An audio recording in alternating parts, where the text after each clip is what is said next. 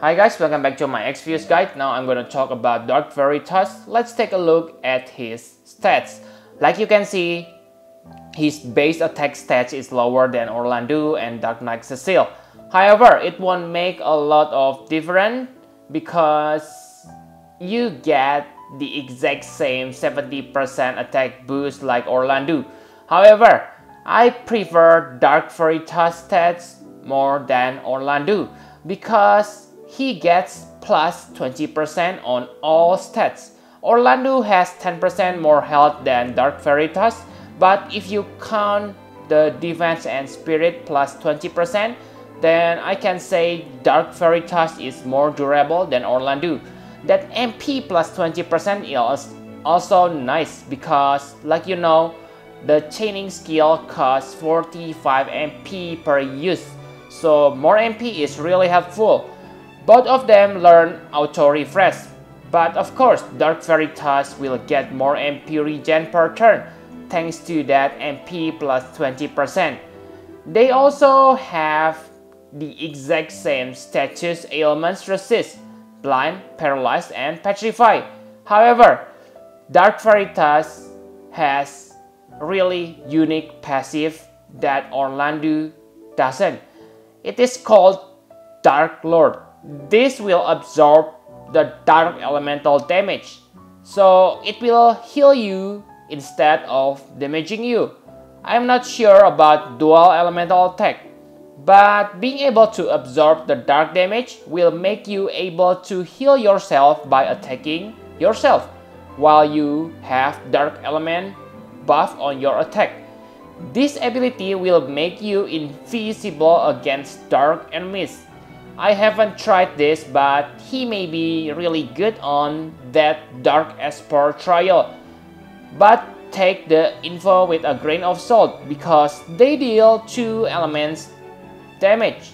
Dark Lord also gives you 100% attack and defense boost while your health below 30%.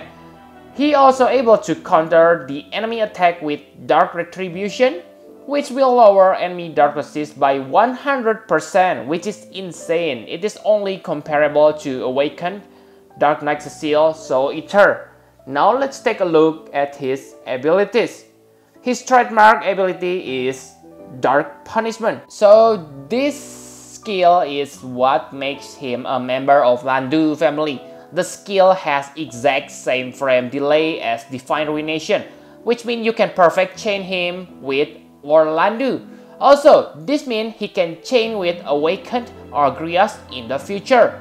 It is also non-elemental, so you are flexible.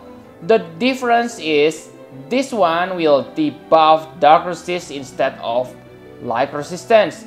However, if you plan to pair him with Darklandeau or Exvius, then you don't need to worry about his weapon choice because he basically can simply equip Excalibur and get the same amount of damage because Darklandeau or Exvius have debuffed the light resist of the enemies.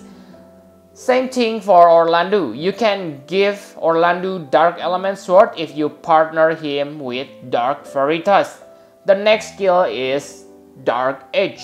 So this is his finishing skill. It also gives him Dark Elemental damage. So it is good because you don't have rich budget dark weapon. What do I mean by rich budget?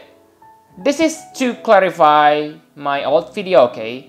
I know that you can get the Dark Elemental Great Sword from the story event Organics, but let's just say that Organics is a budget, not rich budget. Rich budget is the Dark Great Sword you get from Trustmaster reward. For the light element, you can get Excalibur, which is cheap in quote because it is Cecile Trustmaster reward. He is only 3 stars base, so I believe you will get a lot of Cecile on your pool. But for Dark Elemental Great Sword, the only character who has it is Dark Knight Cecile, who is 5 stars base. So yeah, I believe it will be harder than obtaining Cecile.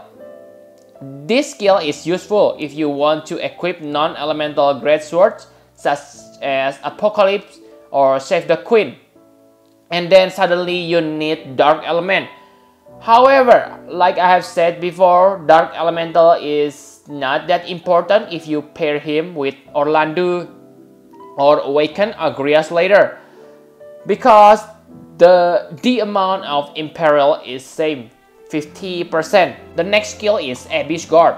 Combined with his passive, this will make him resist to all ailments, so it is definitely useful on some battles. The side effect of this skill is buff all your allies' dark resist by 70%. You don't need to worry about Dark Veritas dark resistance because he can absorb dark elemental damage like I have shown you on the stats video, so you don't need to put any dark resistance on him. He also learns few magic. The first useful magic is Grafiga. Why is this useful? First, because it will damage your health by 70%. It is useful on the first turn of the battle to trigger the Dark Veritas Dark Lord passive. You can immediately restore your party's health back to normal after using it. 100% attack and defense boost is really huge, until of course you have Zargabat who can do the same thing to you, or maybe Awaken Ramza in the future. But yeah, very nice Grafiga, so you don't need to rely on other members to cast it. Okay, you have this on yourself. The next is Impact. I believe this is a new black magic on this game. This is very good. I know Dark Veritas is physical attacker, so the damage from this magic will be pathetic, but the side effect is simply too good to ignore.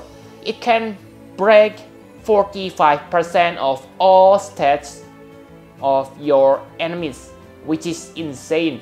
However, the MP cost is very big, 80 MP, so try not to use it unless you are sure you're able to inflict all the stats debuff and don't have other characters on your party who able to do the same thing.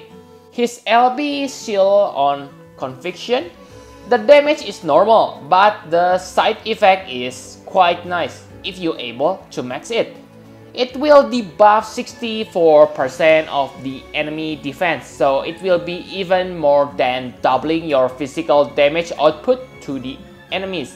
So if you get him, try to fit him with as many burst pots before you evolve him to 6 stars form. It also has a lot of hits, but I'm not sure about the frame data.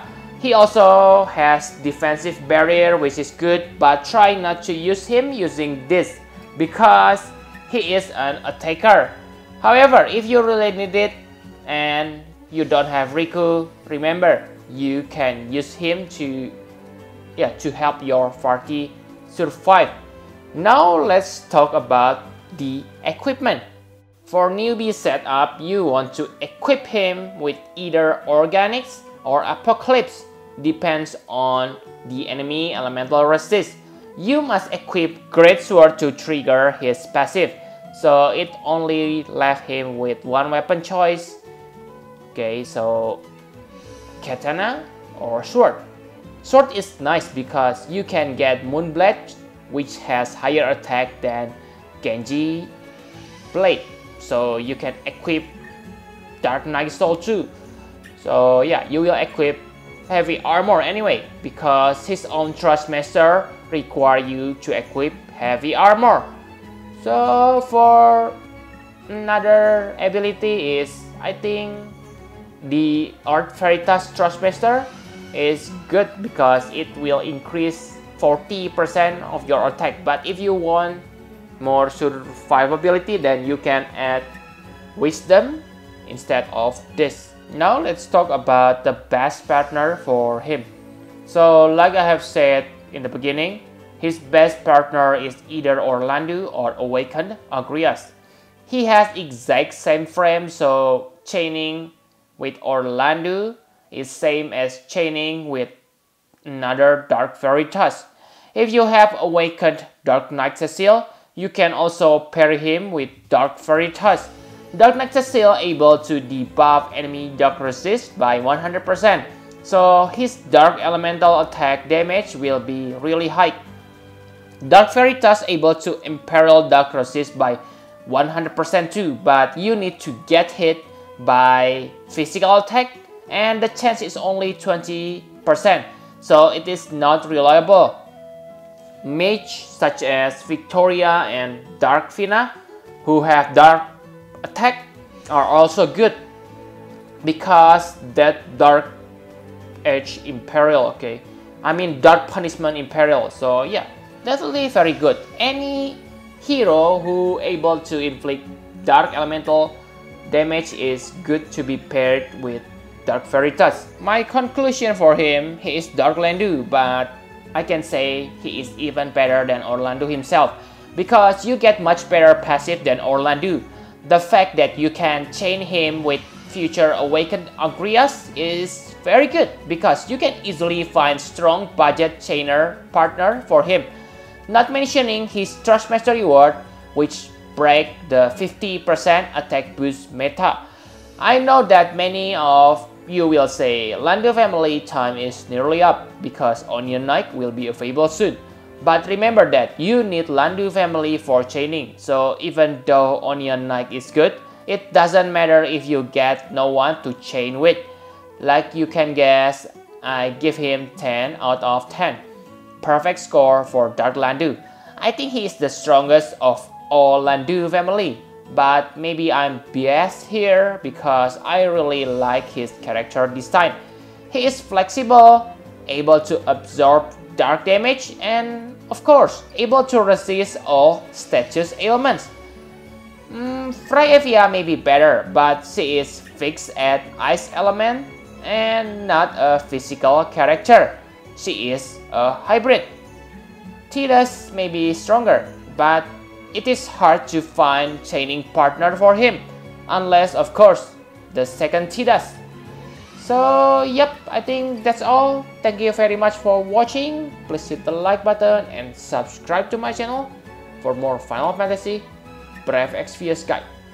Bye bye guys.